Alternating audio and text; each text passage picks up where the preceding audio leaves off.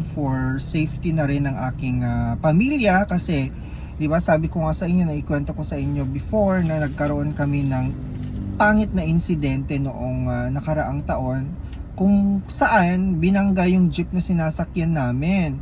'Di ba? So, pwede palang mawala yung buhay mo ng ganun-ganun lang. Yung alam mo, yung ganun kabilis talaga no. May mga irresponsible talagang mga driver, 'di ba? So, sabi ko, mas kampante ako, mas magkakaroon ako ng peace of mind kung ako mismo ang magdadrive para sa aking pamilya. Kaya naman naisipan ko na magkaroon ng sasakyan, 'di ba? Why not magkaroon, or 'di ba, magkaroon tayo ng sariling sasakyan. Ako na magdadrive, and mag-aaral ako, igagapang ko, 'di ba?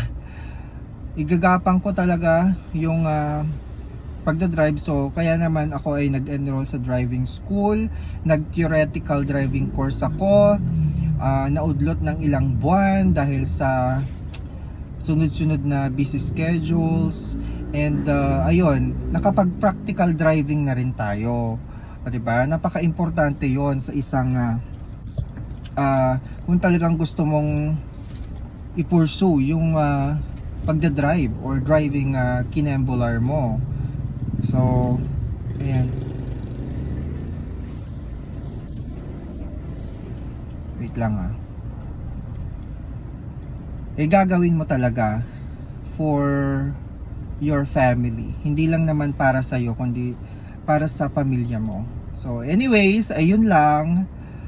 I'm just giving you a motivational message for today's video. Taray! Thank you. Bye.